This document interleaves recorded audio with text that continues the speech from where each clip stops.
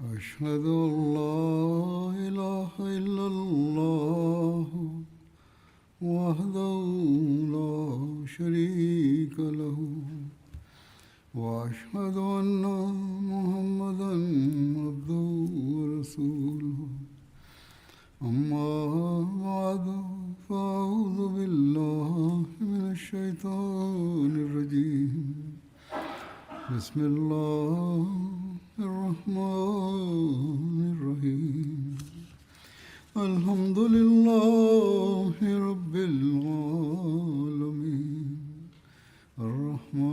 الرحمن الرحيم مالك يوم الدين إياك نعبد وإياك نستعين اهدنا الصراط المستقيم صراط الذين أنعمت عليهم غير المغضوب عليهم ولا الضالين.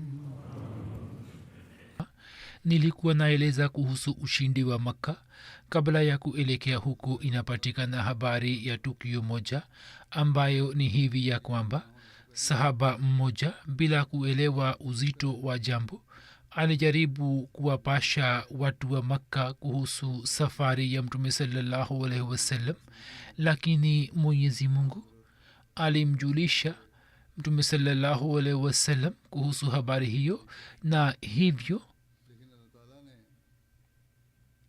taarifa ya mpango huo wa Mtume sallallahu alaihi wasallam haikuweza kuwafikia makafiri. Imeandikwa katika maelezo yake ya kwamba katika Madina maandalizi ya kwenda Makka yalipoanza, sahaba mmoja wa Badr ambaye alikuwepo Madina, jina lake lilikuwa Hatib bin Abi Balta.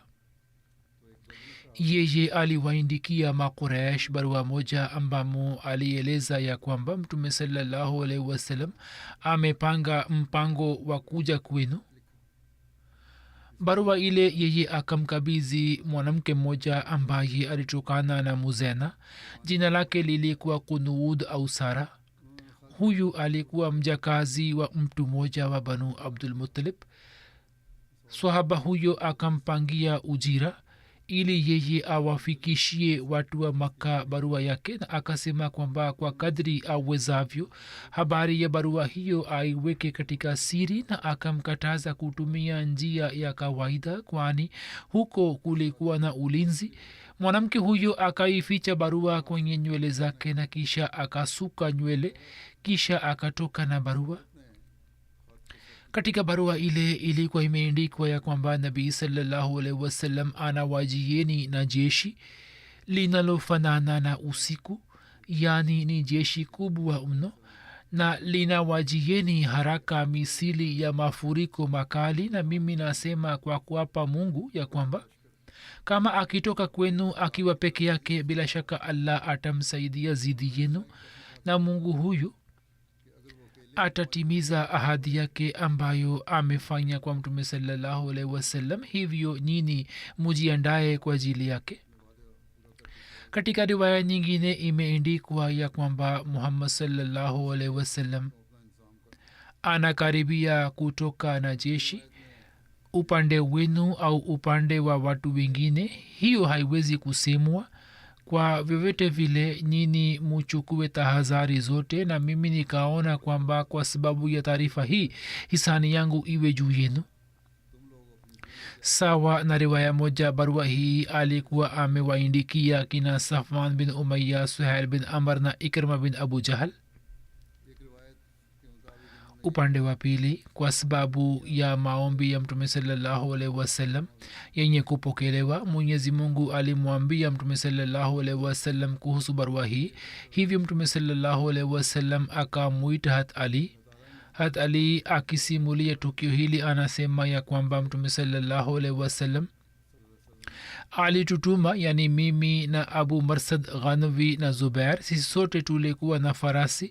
Mtume alisema kwamba nini muondoke hadi mtafika mahala ambapo ni Rawza Khakh, ni mahala katikati ya Madina na Makka.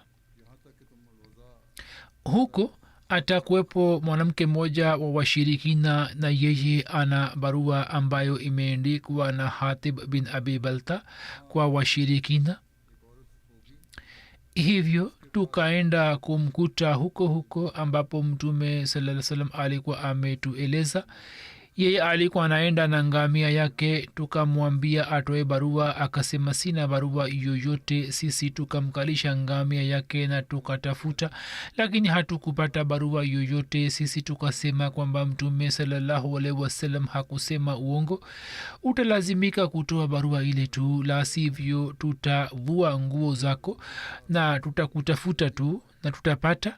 ye alipoona hali hiyo akainama upande wa mbavu yake na alikuwa amejifunga shuka moja kwenye mgongo na akatoa barua na kutupatia. katika riwaya nyingine ya bukhari yeye akaitoa kutoka nywele zake. ni riwaya mbili. mwanamke huyo sisi tukamleta kwa mtume sallallahu alaihi wasallam. hat umar akasema, ya rasulullah sallallahu alaihi wasallam, hatib sahaba ambaye alikuwa ameandika barua, yeye amefanya hiana kwa allah na mtume wake na waaminio, nipatie rukhsa nikamue. nabii sallallahu alaihi wasallam akamuuliza hatib kwamba jambo gani limekushawishi kufanya hivyo, kwa nini umeandika barua hii? hatib akasema kwamba wallahi ilikuwa nini kwamba mimi nisingekuwa mwenye kumwamini allah na mtume wake, yaani mimi ni miongoni mwa wale walioamini na huo si uasi wowote. sababu yake ilikuwa hivi ya kwamba mimi nikaona kwamba hisani yangu iwe juu ya watu wa makuresh ambayo kwayo allah anawalinda watoto wangu na mali yangu, na katika jamaa zako hakuna yeyote ambaye asiwe huko mtu yote wa familia ambayo kwa sababu yake allah anawalinda watoto wake na mali yake. nabii sallallahu alaihi wasallam akasema kwamba ye amesema kweli, na nini pia msiseme lolote zidi yake isipokuwa jambo la kheri tu. amesema sawa na ni mkweli na hakuwa na nia mbaya.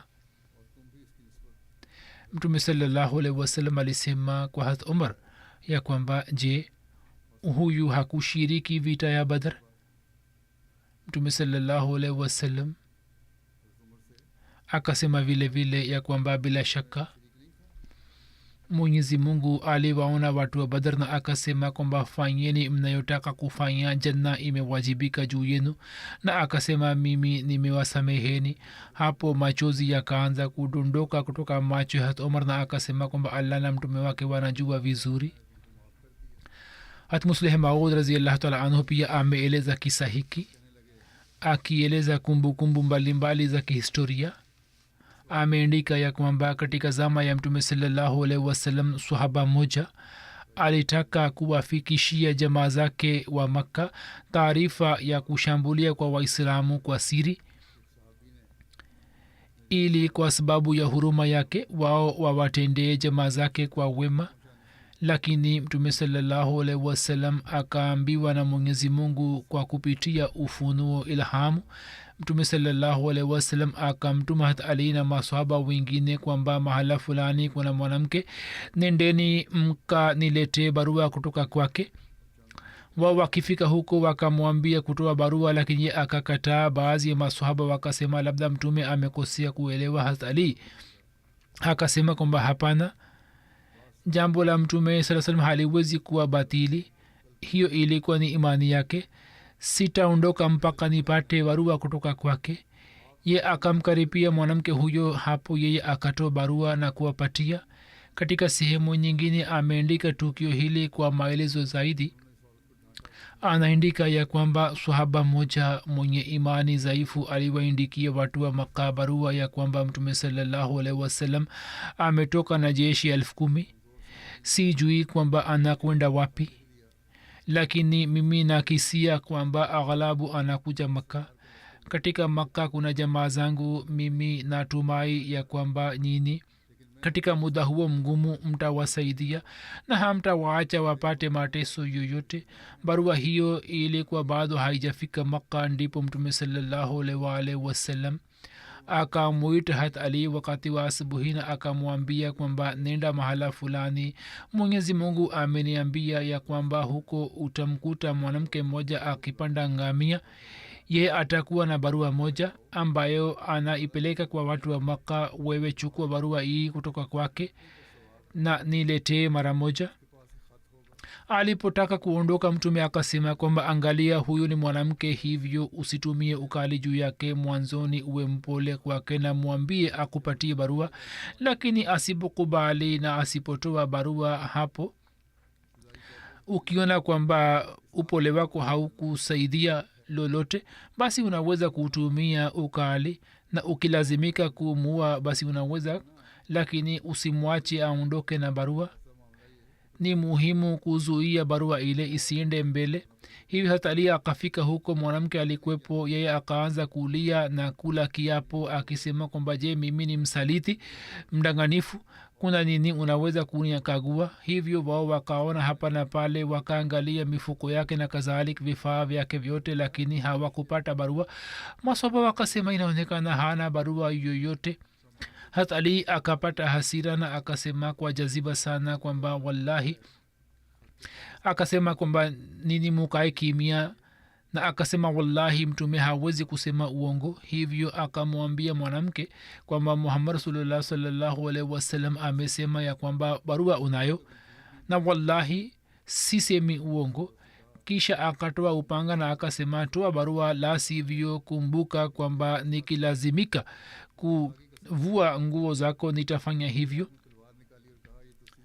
kwani mtume sallallahu alaihi wasallam amesema kweli, nawe unasema uongo. hapo ye akaogopa, na alipopewa vitishio vya kuvua nguo zake, hapo akafungua masuku ya nywele zake ambapo alikuwa ameificha barua na akawapatia. alikuwa ameificha kwenye nywele za kichwa chake. kwa vyote vile baada yake mtume sallallahu alaihi wasallam alianza safari. kuhusu kuondoka kwa mtume sallallahu alaihi wasallam kutoka Madina, imeandikwa ya kwamba mtume sallallahu alaihi wasallam alimteua Hazrat Abu Rahm Kulsum bin Husnain Ghaffari kama naibu wake katika Madina. sawa na maoni ya Ibn Ishaqa, mtume sallallahu alaihi wasallam aliondoka na makundi ya wahajiri, answar na waarabu hali siku 10 za Ramadhan zilikuwa zimeshapita. lakini kwa mujibu wa riwaya moja ya Musnad Ahmad, tarehe 2 ya Ramadhan mtume akaondoka Madina. mwandishi wa maelezo ya Bukhari Alama Ibn Hajar ametanguliza riwaya inayozungumzia tarehe 2 ya Ramadhan. kwa vyote vile katika safari hii baadhi ya watu walikuwa wamepanda farasi na wengine ngamia.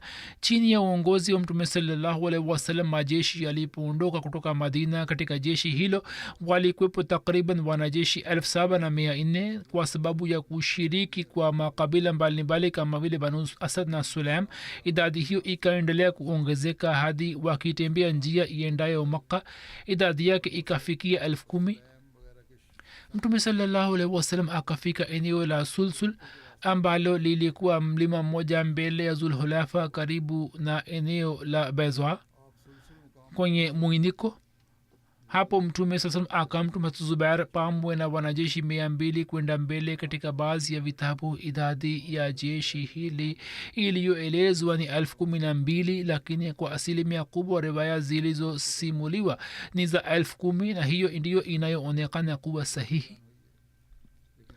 Musleh Maud radhiyallahu ta'ala anhu ameeleza tukio hili kama hivi: muda huo mtume sallallahu alaihi wasallam aliyatumia makabila ya Waislamu wajumbe wake, na taarifa hizi zilipofika tayari kwamba makabila ya Waislamu yameshajiandaa tayari na njiani yataendelea kukutana na Waislamu na mtume sallallahu alaihi wasallam, mtume aliwaamuru watu wa Madina kujiandaa kwa silaha.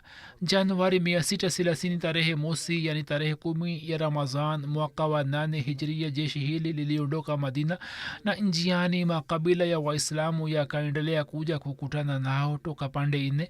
Musleh Maud ameandika tarehe 10 ya Ramadhan, baada ya kupita hatua kadhaa, jeshi hili lilipoingia katika pori la Faran, idadi yake kwa mujibu wa bishara ya Nabii Suleiman ilikuwa imeshafikia 10,000.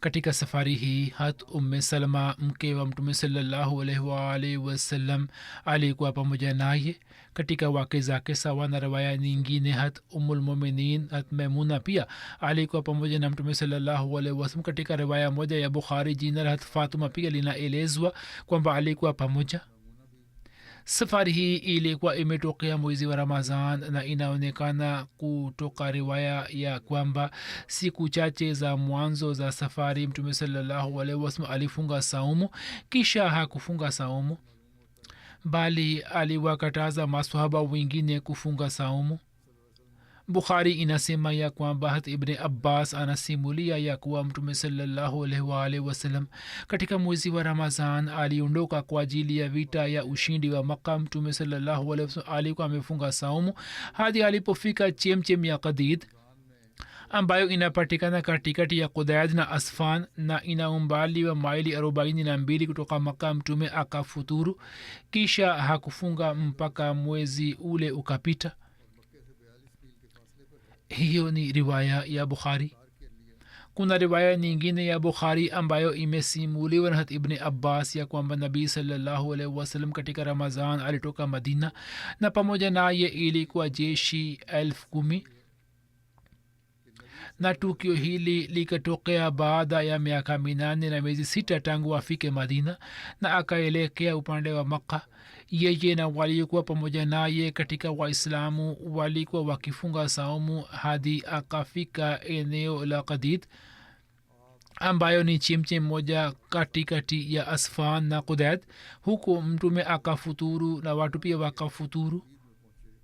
Kuhusu hiyo aliyeandika maelezo ya Bukhari yani Alama Ibn Hajar anasema kwamba wazo hili ya kuwa siku ambapo Mtume alitoka Madina siku ile ile alikuwa amefuturu saumu si sahihi, kwani kulikuwa na umbali wa siku kadhaa kati ya Madina na Qudit.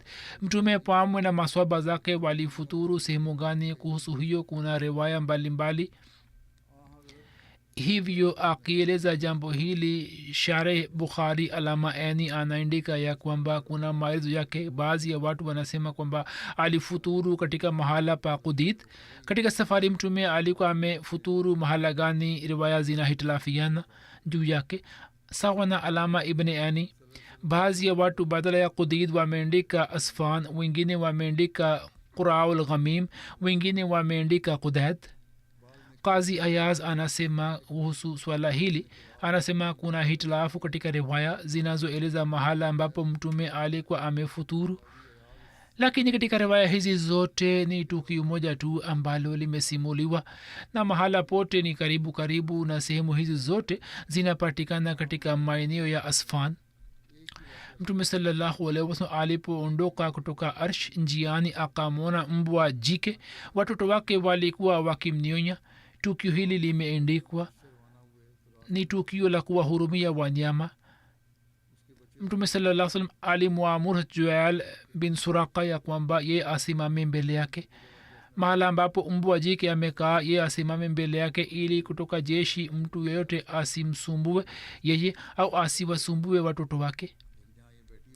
Mtume sallallahu alaihi wasallam kwa ajili ya kuwakamata majasusi alikuwa ametanguliza kikundi kimoja cha wapanda farasi kwenda mbele ya Waislamu, na Banu Khuzaa pia walikuwa hawakumruhusu yeyote kwenda mbele.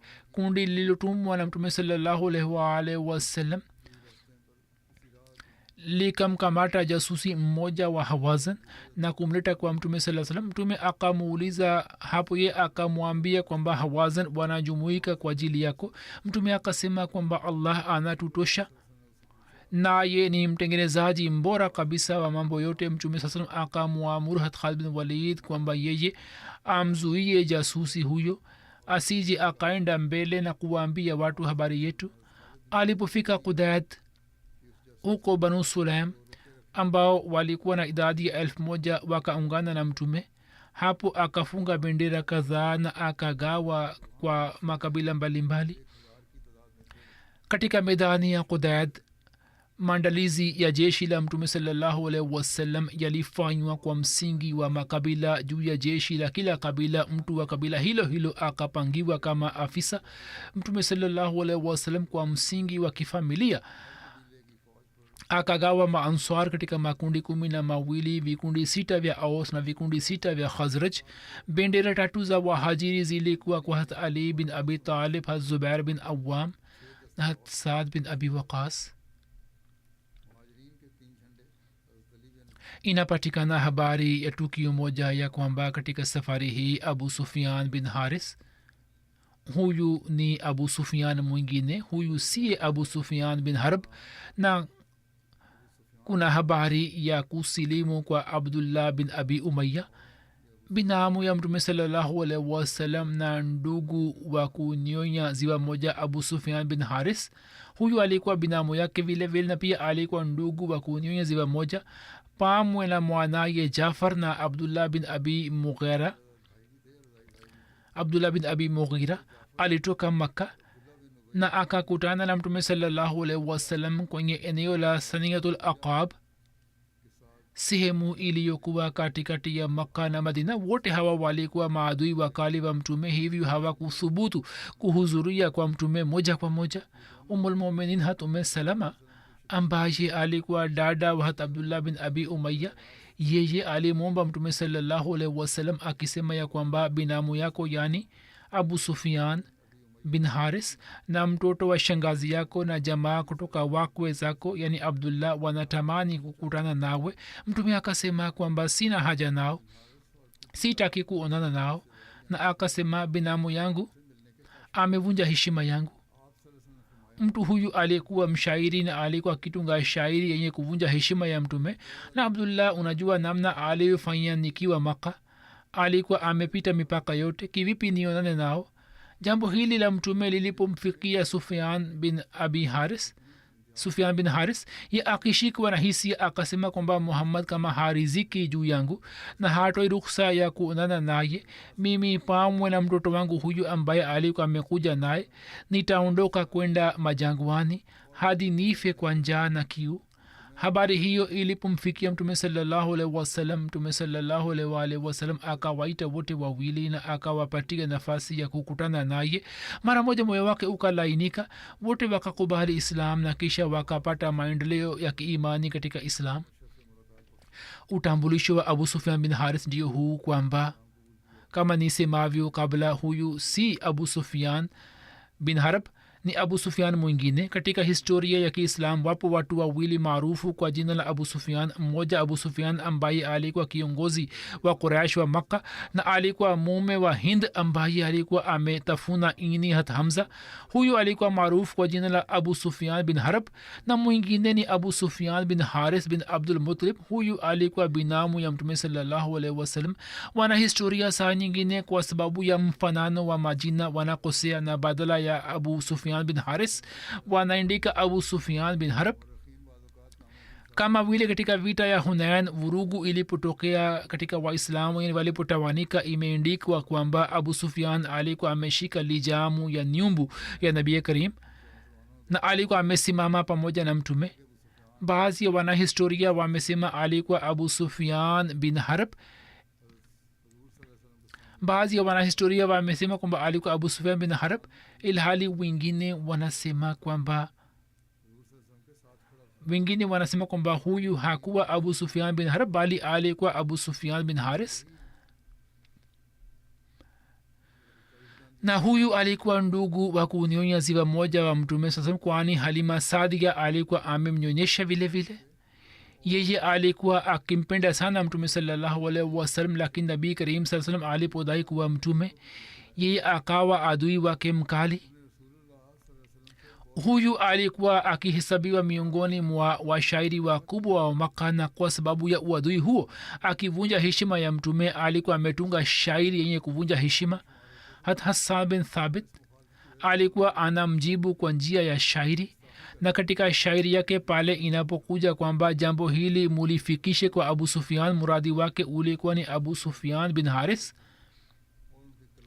katika Tarikhul Khamis inapatikana ya kwamba abu sufian akihudhuria kwa mtume alisema tallahi laqad atharaka llahu alaina wa in kunna la khatiin.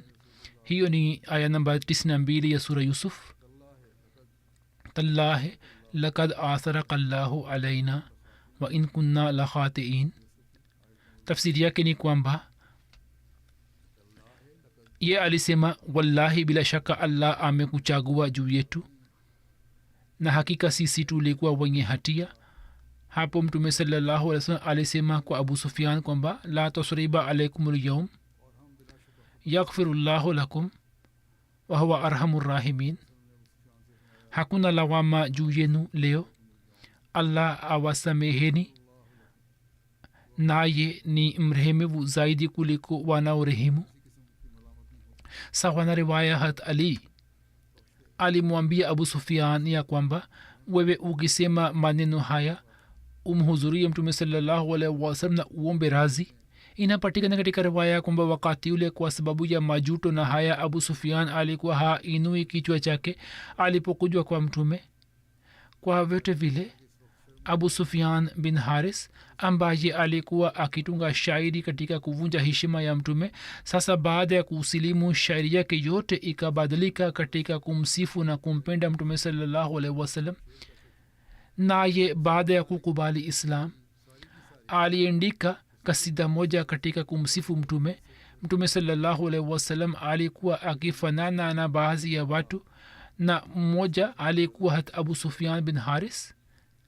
mtume sallallahu alaihi wasallam alimpatia habari njema ya kuingia peponi, na alikuwa akihesabiwa katika masahaba wakubwa na akapata maendeleo katika islam. siku 3 kabla ya kifo chake akachimba kaburi lake mwenyewe, na muda wa kifo ulipowadia akasema kwamba msilie juu ya maiti yangu, kwani tangu ni silimu sikufanya zambi lolote. nabi karim sallallahu alaihi wasallam alipofariki dunia ye akatunga shairi ya maombolezo na yenye uchungu sana, na akaeleza hisia zake. tafsiri yake ni kwamba sina raha yoyote, sababu yake ni kwamba usiku wangu hauishi, na usiku wa mtu aliyekumbwa na msiba unakuwa ndefu, na kulia kumenipa raha, na uchungu uliowafikia waislamu kulia kwangu si chochote mbele yake. jioni ambapo mtume sallallahu alaihi wasallam alifariki dunia, jioni ile msiba wetu ukazidi na kuongezeka zaidi. ni karibu ardhi yetu kwa sababu ya msiba huu ulioifikia ipinduke na sisi tukiwa juu yake. kisha imeandikwa kwamba kwa sababu ya kifo cha mtume wahyi imekwisha, na Qurani ambayo Jibrail alikuwa anaileta asubuhi na jioni ikaacha kuteremka. Fatuma akitaja Fatuma alisema katika shairi kwamba Fatuma, kama unalia wakati huu, kulia kwako ni sawa na usipolia. hii ndiyo njia halisi, basi ufanye subira, kwani humo kuna thawabu kutoka kwa Allah ambayo ni fadhili kubwa mno. na wewe ueleze sifa za baba yako na usichoke kwa kumsifu, kwani hata kama tueleze sifa zake kiasi gani, maneno yetu hayawezi kutimiza haki yake. katika kasida hii kuna ubeti mmoja wa Kiarabu usemao fakabru abike sayyidu kulli qadir wa fihi sayyidu nasi rasul. Fatuma, kaburi la babako ni kiongozi wa makaburi yote, kwani humo amezikwa mtume sallallahu alaihi wasallam ambaye ni kiongozi wa wanadamu wote. kifo cha abu sufian kilikuwa kimetokea hijria 15 au 20, na Hazrat Umar alikuwa amesalisha jinaza yake. Abdullah bin Umayya aliyekuwa wa pili, utambulisho wake ndio huu, jina lake lilikuwa Huzafa. huyu alikuwa mtoto wa shangazi wa mtume sallam aitwaye Atika. hivyo kwa mnasaba huo alikuwa binamu yake na alikuwa ndugu wa umulmumini Umm Salama. mtume alipodai kuwa mtume, yeye akawa adui mkali wa mtume sallallahu alaihi wasallam na akazidi sana katika kumpinga. katika Qurani tukufu imeandikwa ya kwamba waqalu lan nu'mina laka hatta tafjura lana min al-arzi yambua. na wao wakasema vile vile kwamba sisi hatutakubali jambo lako lolote mpaka ububujishe chemchem moja kutoka ardhi. Inasemwa ya kwamba mwenye kutamka maneno hayo alikuwa abdullah bin abu umaya, lakini baada ya kukubali islam alishiriki vita ya hunain kwa nguvu zote, na katika vita ya taif kwa sababu ya kupigwa mshale mmoja aliuawa shahidi. katika safari hii kushiriki kwa abbas katika jeshi la kiislam imeendikwa ya kwamba mtume sallallahu alaihi wasallam alipoanza safari kuelekea makka, hata abbas akapanga safari yake kutoka makka kuja madina. hata abbas katika eneo la jofa akaenda kukutana na mtume sallallahu alaihi wasallam.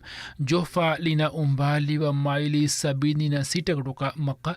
hata abbas akapeleka mzigo wake madina na mwenyewe akaanza safari ya kurejea makka pamoja na mtume sallallahu alaihi wasallam. utambulisho wa hata abbas bin abdul muttalib ndio huu kwamba hata abbas bin abdul muttalib alikuwa baba mdogo wa mtume sallallahu alaihi wasallam. katika umri alikuwa mkubwa miaka 2-3 kuliko mtume.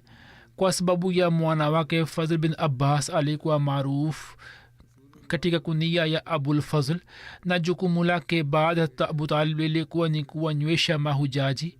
katika eneo la akhwa ansar walipofanya bayat, hata abbas alikuwa pamoja naye. katika vita ya hunain alishiriki. alifariki dunia hijria 62-63. kuhusu kukubali islam kwa hata abbas kuna riwaya mbalimbali.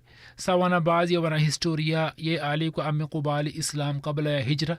wengine wanasema alikuwa amekubali islam kabla ya vita ya badr, na wengine wanasema kwamba alikuwa amekubali islam karibu na vita ya khaybar, na wengine wanasema kwamba alikuwa amekubali islam kabla ya ushindi wa makka. sawa na tahqiqi ya mirza bashir ahmad saheb, hadi bait aqba thania alikuwa hakusilimu. hivyo anaandika kuhusu bait aqba thania kwamba mtume sallallahu alaihi wasallam alimchukua baba yake mdogo hata abbas pamoja naye, ambaye bado alikuwa mshirikina, lakini alikuwa anampenda sana. inawezekana kwamba hata abbas kabla ya vita ya badr atakuwa amekubali islam, na wanahistoria wote na waandishi wa sera wanaafiki kwamba alikuwa amekubali islam katika makka, lakini alikuwa hakudhihirisha islam ili taarifa ya makka na watu wa makka ziendelee kumfikia mtume saa salam. na pia inapatikana katika riwaya kwamba mtume alikuwa amemwambia hata abbas kwamba kuishi kwako katika makka kuna faida zaidi. kuhusu ushindi wa makka kuna ndoto ya hata abubakar raziallahu taala anhu ambayo habari zake zinapatikana hivi kwamba hata abubakar akihudhuria kwa mtume sallallahu alaihi wasallam na kumsimulia ndoto yake alisema kwamba ya rasulullah, nimeonyeshwa ndoto moja, na katika ndoto nimekuona kwamba sisi tumefika karibu na makka.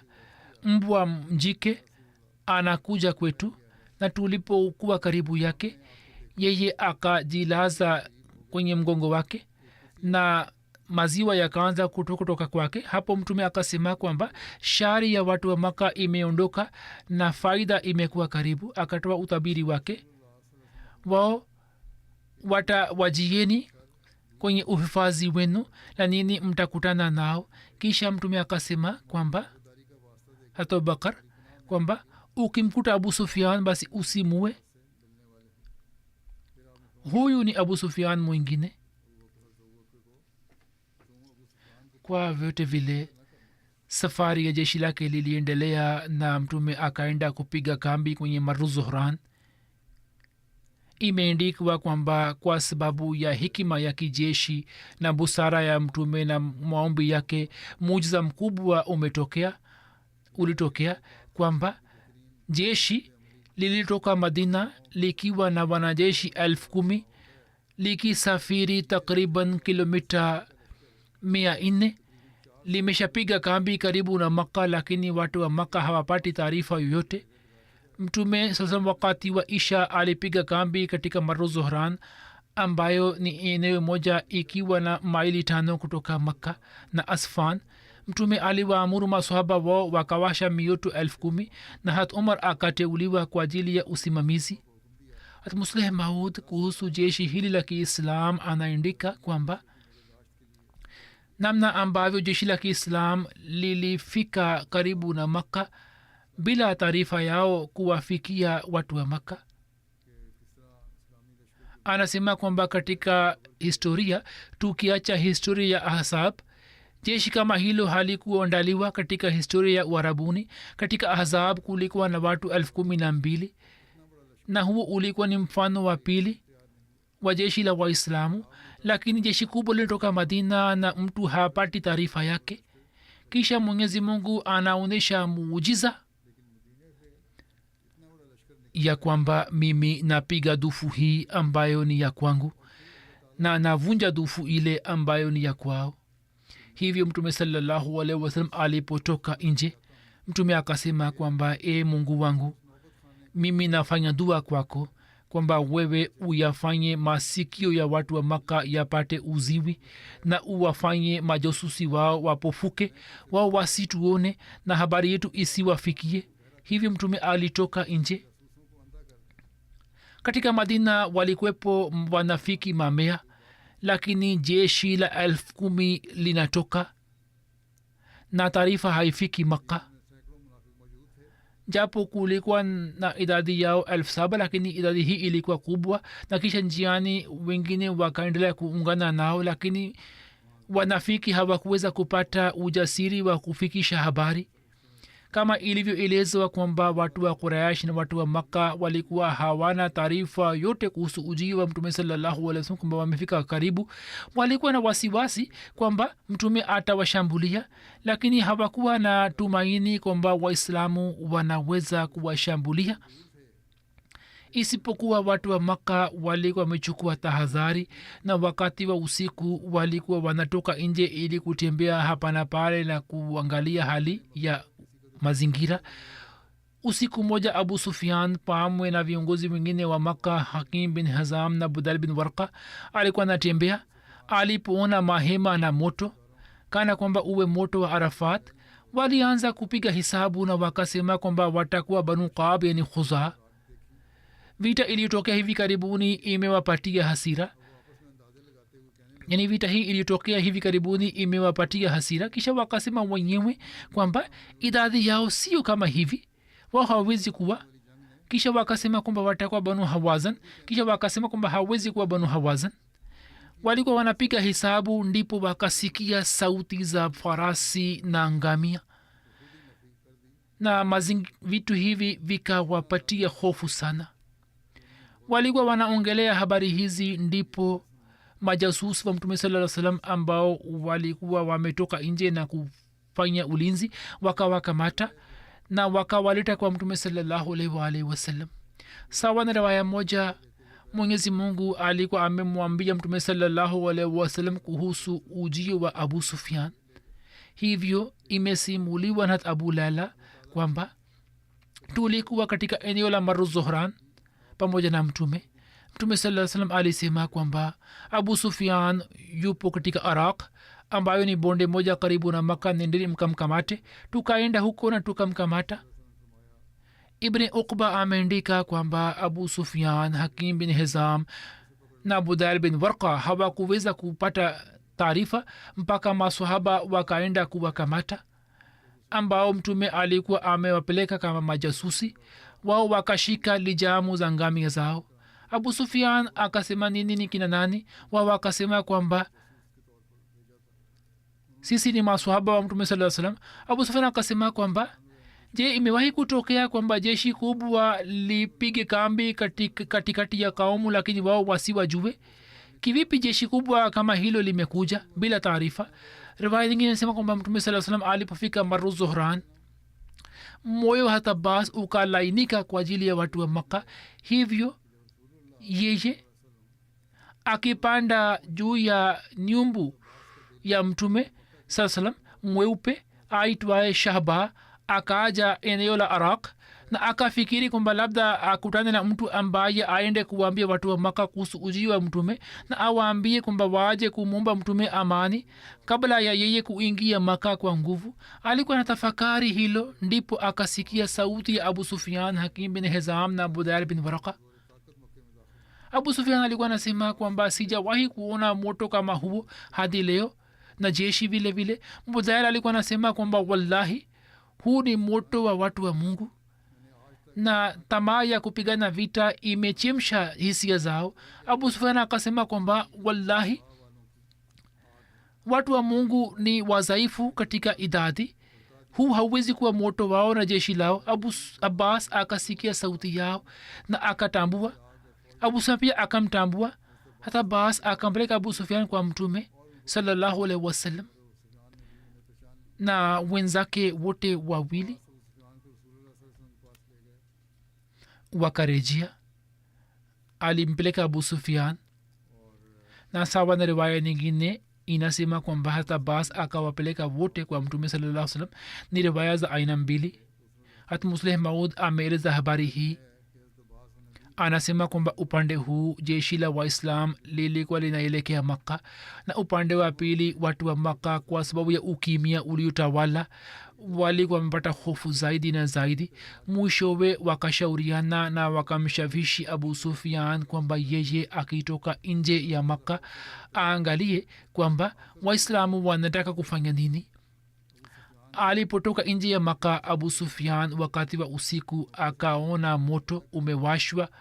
mtume saa salam alikuwa ametoa amri kwamba mbele ya mahema yote moto uwashwe. katika pori mbele ya mahema ya watu 10,000 moto uliokuwa umewaka ulikuwa unaonyesha manzari ya kutisha. abu sufian akawauliza wenzake kwamba hiyo ni nini? je, jeshi fulani limetoka mbinguni? kwani hili haliwezi kuwa jeshi la kaumu yote ya uarabuni. ye akataja majina ya makabila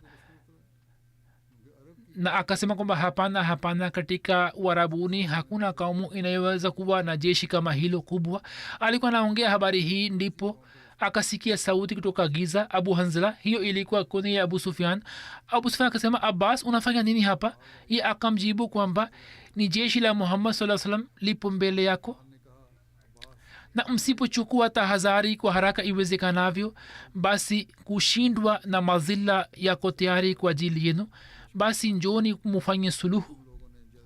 kwa vyote vile mbele kuna maelezo mengine, maelezo marefu inshallah nitaeleza siku za usoni. na kama ninavyosema daima, muendelee kufanya maombi mwenyezi mungu aisalimishe dunia kutoka ufisadi na hali inayoendelea kubadilika. mwenyezi mungu alete kheri, mungu afanyie kwamba iwe kheri na isiende kuharibika zaidi.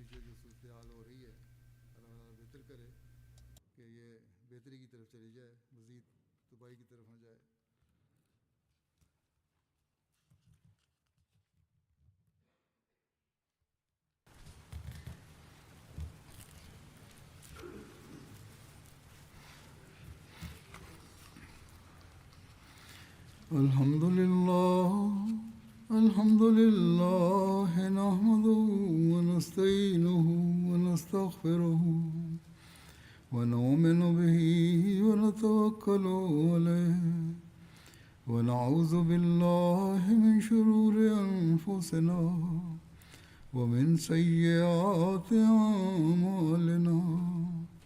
من يهده الله فلا مضل له ومن يضلل فلا هادي له ونشهد أن لا إله إلا الله ونشهد أن محمدا عبده ورسوله.